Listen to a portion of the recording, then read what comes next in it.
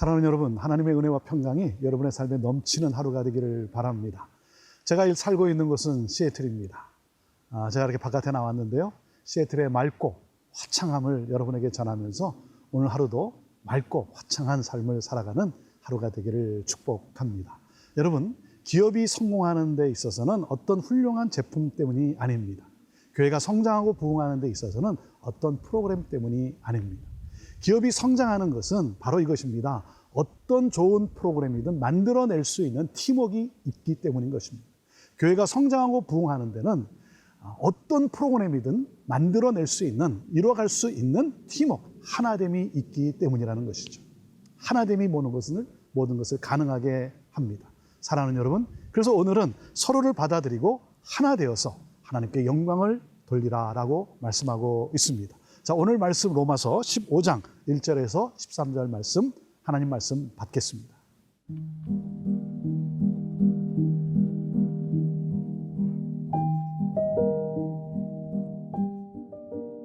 로마서 15장 1절에서 13절 말씀입니다.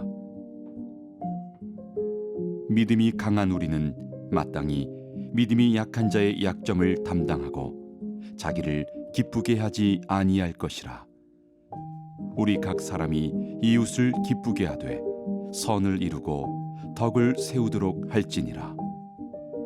그리스도께서도 자기를 기쁘게 하지 아니하셨나니 기록된 바 주를 비방하는 자들의 비방이 내게 미쳤나이다 함과 같으니라.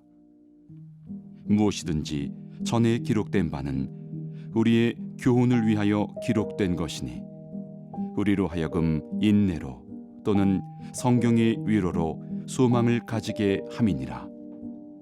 이제 인내와 위로의 하나님이 너희로 그리스도 예수를 본받아 서로 뜻이 같게 하여 주사 한 마음과 한 입으로 하나님 곧 우리 주 예수 그리스도의 아버지께 영광을 돌리게 하려 하노라. 그러므로 그리스도께서 우리를 받아 하나님께 영광을 돌리심과 같이 너희도 서로 받으라. 내가 말하노니 그리스도께서 하나님의 진실하심을 위하여 할례의 추종자가 되셨으니 이는 조상들에게 주신 약속들을 견고하게 하시고 이방인들도 그 긍휼하심으로 말미암아 하나님께 영광을 돌리게 하려 하심이라. 기록된 바 그러므로 내가 열방 중에서 주께 감사하고 주의 이름을 찬송하리로다 함과 같으니라.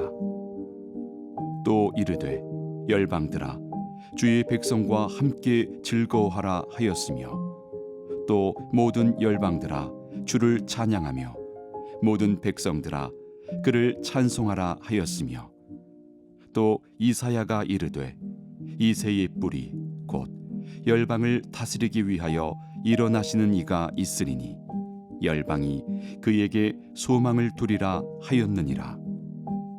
소망의 하나님이 모든 기쁨과 평강을 믿음 안에서 너희에게 충만하게 하사 성령의 능력으로 소망이 넘치게 하시기를 원하노라. 사도 바울은 유대인들에게 이렇게 권면을 하고 있습니다. 이방인들이 그 금지된 음식을 먹는 것, 그것에 대해서 좀 참으라. 그리고 또 이방인들에게는 유대인 형제들이 시험에 들 수 있으니 너희들 또한 배려하고 또 참으라. 그러므로 무엇입니까? 예수 그리스도를 닮자. 이렇게 말씀하고 있습니다. 자, 15장 1절과 2절 말씀인데요. 믿음이 강한 우리는 마땅히 믿음이 약한 자의 약점을 담당하고 자기를 기쁘게 하지 아니할 것이라. 우리 각 사람이 이웃을 기쁘게 하되 선을 이루고 덕을 세우도록 할지니라 그랬습니다. 약한 자의 그 믿음 그리고 그 생활 방식에 대해서 배려하라는 것이죠.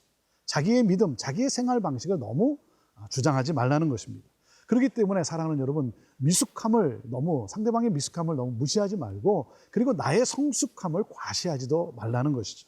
그래서 배려하고 감싸주는 것이 바로 우리 그리스도인의 삶의 모습 아니냐 하는 것입니다. 자, 여기 이웃이라 그랬는데 이 이웃은 누구를 말하는 겁니까? 약한 자를 말하는 것이죠. 그 약한 자를 기쁘게 하라는 겁니다. 선으로 덕으로 이끌어야 한다는 것이죠. 이것이 믿음의 사람의 삶의 모습이라는 것이죠. 강한 자가 해야 할 일은 무엇입니까? 강한 자의 사명은 약한 자의 그 약점을 담당하는 데 있다는 것입니다. 그래서 3절 말씀입니다. 그리스도께서도 자기를 기쁘게 하지 아니하셨나니 기록된 바 주를 비방하는 자들의 비방이 내게 미쳤나이다 함과 같으니라. 자, 예수 그리스도를 모범으로 여기고 무엇입니까? 하나님을 기쁘게 하라는 것이죠. 서로를 기쁘게 함으로 하나님을 기쁘게 하라. 예수 그리스도는 하나님과 동등됨을 취할 것으로 여기지 아니하고 인간의 몸으로 사람으로 나타나셔서 죽기까지 복종하셔서 십자가에 달려 죽으시지 않았습니까? 그러므로 하나님을 기쁘시게 하지 않았습니다. 하나님의 영광을 드러내지 않았습니다. 이 예수 그리스도를 우리가 닮자라고 하는 것입니다. 사랑하는 여러분, 이것이 바로 우리가 추구해야 될 진정한 기쁨이라는 것이죠. 갑질하지 말라는 것입니다. 내가 아무리 잘났다고 해서, 내가 아무리 많은 것을 안다고 해서 상대방을 무시하거나 판단하거나 갑질하지 말라는 것이죠. 자, 4절 말씀입니다. 무엇이든지 전에 기록된 바는 우리의 교훈을 위하여 기록된 것이니 우리로 하여금 인내로 또는 성경의 위로로 소망을 가지게 함이라 그랬습니다. 성경에는 하나님의 위로와 또 하나님의 인내로 가득하지 않습니까? 많은 하나님의 사람들을 하나님께서 위로해 주시고 그들의 인내를 하나님이 기쁘게 여기셨다는 것이죠. 사랑하는 여러분, 우리가 약한 자를 위해서 인내하면 하나님이 우리를 위로해 주실 것입니다.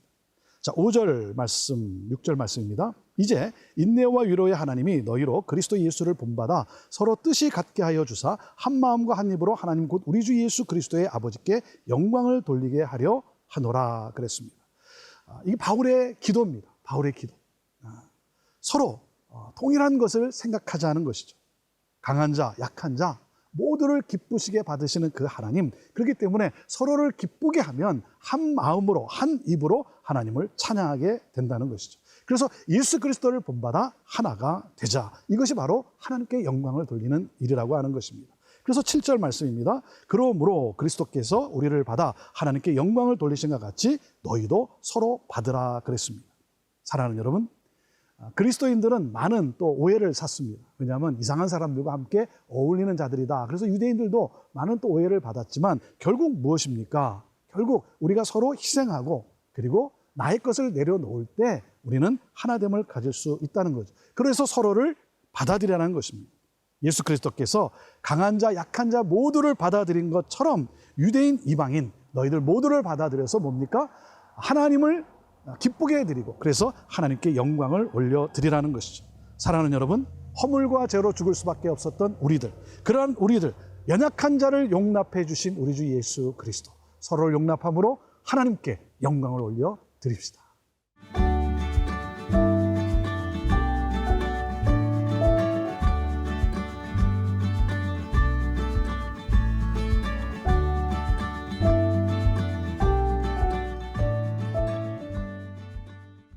사랑하는 여러분, 우리 주 예수 그리스도는 누구십니까? 우리 주 예수 그리스도는 유대인뿐만 아니라 이방인들도 하나님의 백성이 되게 하기 위해 오신 분이십니다. 그래서 사도 바울은 구약의 말씀을 인용해서 우리 모두가 유대인이나 이방인이나 하나님께 소망을 두자라고 그렇게 말씀하고 있는 것입니다. 자, 8절, 9절 그리고 10절에서 12절까지 제가 이 구약의 말씀을 인용을 했는데요. 이것을 쭉 읽어보도록 하겠습니다. 내가 말하노니 그리스도께서 하나님의 진실하심을 위하여 할례의 추종자가 되셨으니 이는 조상들에게 주신 약속들을 견고하게 하시고 이방인들도 그 국률하심으로 말미암아 하나님께 영광을 돌리게 하려 하심이라. 기록된 바 그러므로 내가 열방 중에서 주께 감사하고 주의 이름을 찬송하리로다 함과 같으니라. 또 이르되 열방들아 주의 백성과 함께 즐거워하라 하였으며 또 모든 열방들아 주를 찬양하며 모든 백성들아 그를 찬송하라 하였으니 12절입니다. 또 이사야가 이르되 이새의 뿌리 곧 열방을 다스리기 위하여 일어나시는 이가 있으리니 열방이 그에게 소망을 두리라 하였느니라 그랬습니다. 자, 이스라엘이 하나님의 백성이 된 그 징표가 뭡니까? 할례입니다. 그래서 하나님이 이스라엘을 자기의 백성으로 삼으셨다라는 것을 할례를 통해서 보여주신 것이죠. 예수 그리스도께서 할례를 받으셨습니다. 하나님의 백성인 이스라엘, 유대인들을 구원하기 위해서 우리 주 예수 그리스도께서 유대인으로 오셨어요. 그러므로 말미암아 하나님께서 언약하신 그 약속을 또한 확증해 주셨습니다. 여기 할례의 추종자가 되셨다라는 것은 할례의 종이 되었다는 거죠. 할례의 종이 되었다는 말은 무슨 말입니까? 율법의 종으로서 율법을 완성하셨다는 것입니다. 그래서 이스라엘은 하나님의 언약을 통해 하나님께 소망을 두게 되었고, 그리고 뭡니까? 이방인들은 하나님의 긍휼하심을 따라 바로 하나님께 소망을 두게 되었다는 겁니다.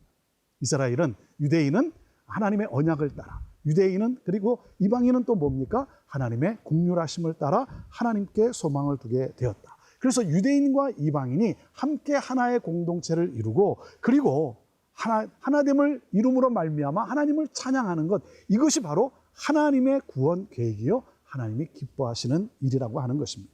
그래서 이제 13절에 기도로 마무리를 하고 있습니다. 소망의 하나님이 모든 기쁨과 평강을 믿음 안에서 너에게 충만하게 하사 성령의 능력으로 소망이 넘치게 하시기를 원하노라 그랬습니다. 예수 그리스도와 성령을 통해 소망을 갖고 평강과 기쁨의 삶을 살게 하여 주옵소서. 그렇게 기도를 하고 있는 것입니다. 사랑하는 여러분, 진리 안에서 우리가 누리는 기쁨, 이 영원한 기쁨을 누리게 되기를 바랍니다. 이것이 바울의 기도예요. 바울은 누구였습니까? 정통 유대인이었어요. 정통 유대인. 그런데 그가 예수 그리스도를 만나고 변화되지 않았습니까? 그리고 이방인에게 복음을 전하는 사도로 나아가지 않습니까? 왜 그렇습니까? 이것이 바로 하나님의 뜻이에요. 하나님의 뜻은 유대인이나 이방인이나 하나됨을 이루고, 그리고 모두가 하나님의 백성이 되는 것입니다. 사랑하는 여러분, 여기에 우리 하나님이 찬양을 받으시고, 그리고 하나님의 영광이 함께 하는 것이죠. 그렇기 때문에 우리가 서로를 대할 때 여러분 무엇을 배려해야 합니까? 자, 오늘 내가 상대방을 위해서 내가 포기해야 될 것은 무엇일까요? 연약한 성도, 아직 믿음이 아직 적은 성도들이 실족하지 않게 하기 위해서 내가 참아야 되고, 그리고 포기해야 될 것은 무엇입니까? 사랑하는 여러분, 하나님의 뜻을 따라 살아가기에 힘쓰는 그러한 우리 믿음의 성도들이 됩시다. 그러므로 무엇입니까? 하나님 나라의 삶을 우리가 함께 살아가야 되는 것 아닙니까? 예수 그리스도를 본받아. 예수 그리스도를 본받아. 자, 성도의 정체성은 무엇입니까? 성도의 정체성은 약한 자의 약점을 담당하는 사람입니다. 그리고 성도의 이 존재 이유는 뭡니까? 우리가 존재하는 이유는 나를 기쁘게 하는 것이 아니라 하나님을 기쁘게 하는 데 있다는 것이죠. 그래서 우리는 서로를 섬기는 것입니다. 바로 복의 근원의 삶을 살아가는 것이죠. 사랑하는 여러분, 서로 받아들이고, 그리고 하나 되어서 하나님께 영광을 올려드리는 그런 오늘도 승리하는 삶을 살아가는 저와 여러분 되기를 주님의 이름으로 축복합니다. 하나님은 여러분을 사랑하십니다. 하나 되게 하셨습니다. 하나됨을 힘써 이루어가는 믿음의 성도들 되기를 바랍니다.